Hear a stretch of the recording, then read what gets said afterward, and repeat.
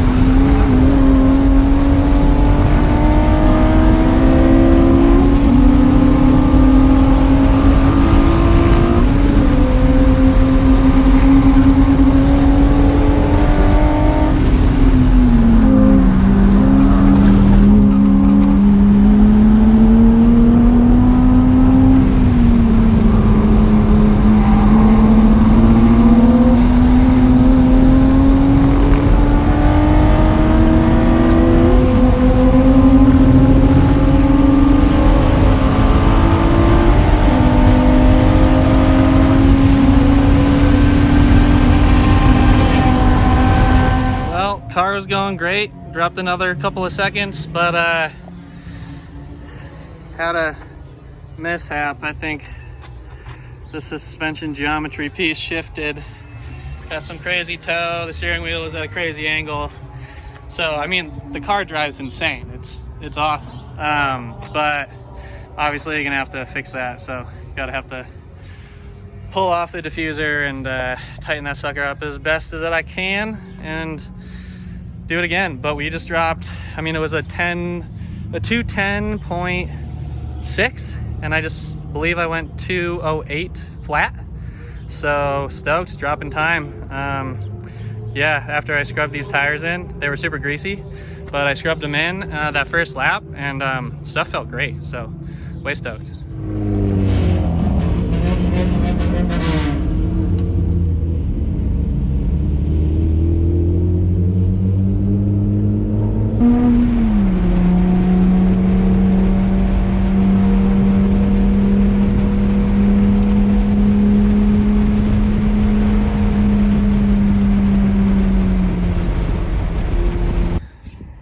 Just rolled up day 2. I haven't unpacked the car yet, but yeah, yesterday went super well.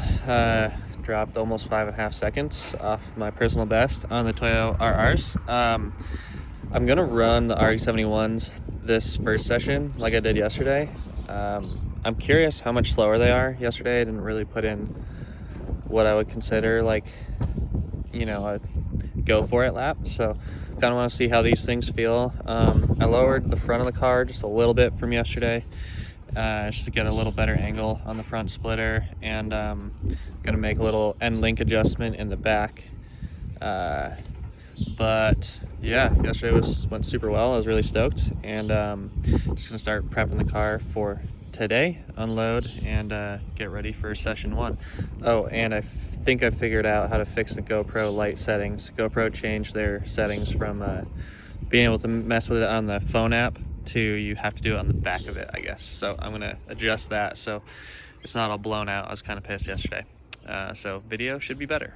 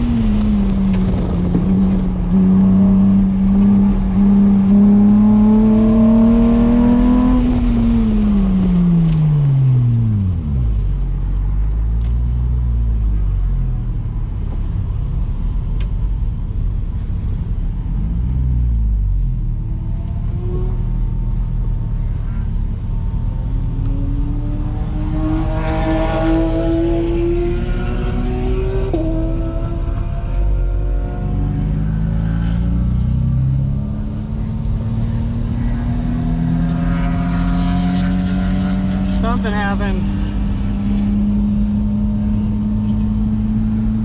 I think.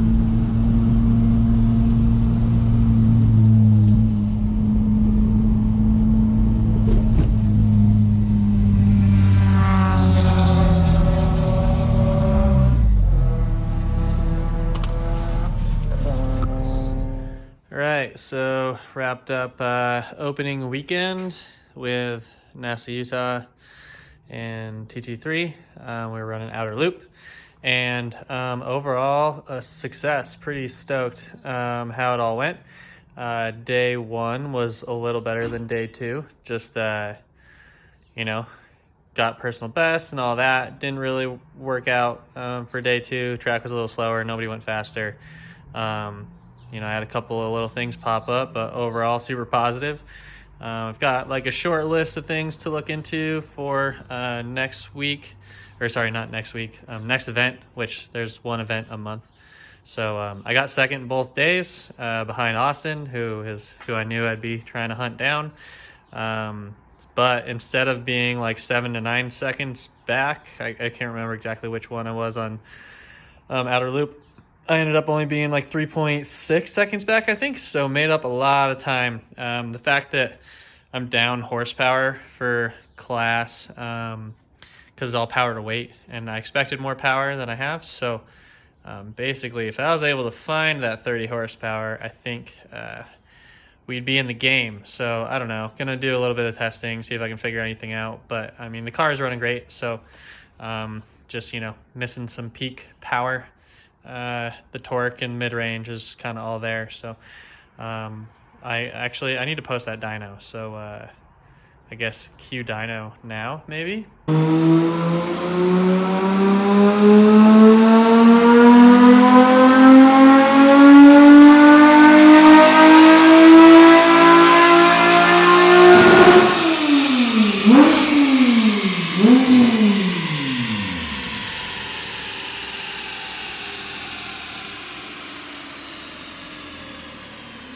So things that are on the list is front splitter.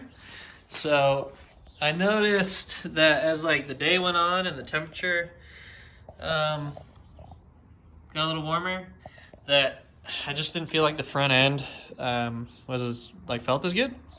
And I was doing some rudimentary testing for the angle of this thing, and I thought I had it at like a little under zero, like maybe like the leading edge pointing down, just like a little bit past zero, maybe not quite 1 degree.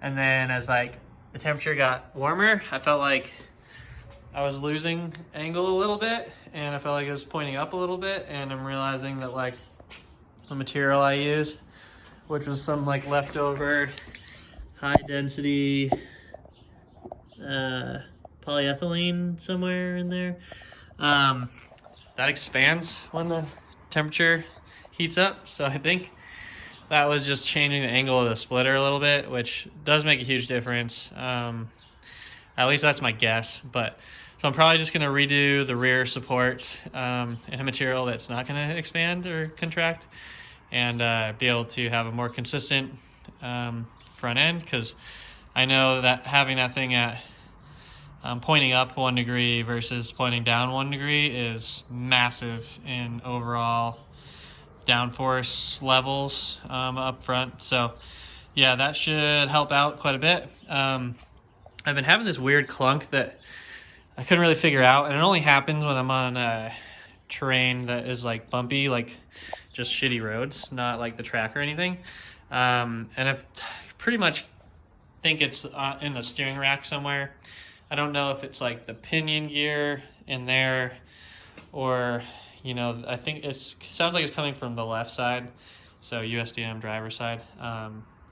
It's either the inner tie rod or the pinion gear. I don't know which, but so I'm gonna pull that apart, figure that one out. The car drives fine, it just is kind of annoying. So, and also probably a good thing to look into. As far as the rear of the car goes, so Alex's geometry kit made this car much more drivable, and when I hit like curbing, it doesn't freak out anymore. It used to just like freak out and kick me sideways, and it's actually really comfortable hitting curbs. Well, besides that they're, you know, curbs and they're big bumps, but yeah, the car handled awesome. I was able to carry way more sustained speed, you know, partly because of the new tires going wider and everything. But yeah, it just was like a lot less scary to drive for sure. So that was a huge plus, but the negative is just running like sticky 275s. I actually didn't have this problem when I ran the RE71s. So I have RE71Rs, and then the tires that I just left at the track, those are Toyo RRs, which have a little bit more grip. I only had this issue on the RRs, although I did some hot laps on these RE71s, and it was only, you know, just under a second slower. It's like 0.7 of a second slower.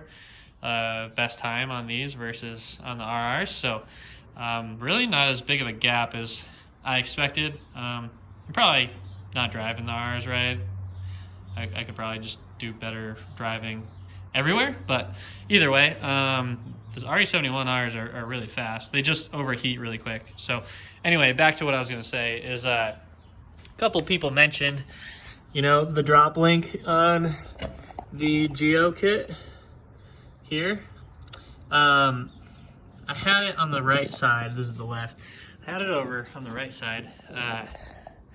Move on me twice, once each day, and then it goes like crazy toe in, and the inside of the tire would hit the frame. Not as like so bad that it locked up, but I got a little lucky, and the second time it happened, which was today, it happened right before the pit entrance, so I just kind of cut a little bit of the pit entrance off and just darted in there really quick. So I'm gonna have to definitely do like a pin or something to like keep that in line. I know there's a handful of people that are running huge sticky tires that have been in the same issue. Like I said, I didn't have that issue on the RE71s. I think it's just from huge sticky tires. So if you're not running 275 race tires or greater, you're probably okay. Because I did drive this thing pretty hard, and you know, it only happened once each day, but I'm gonna have to make that adjustment, do something in there to hold that in place, because that was really my only hiccup.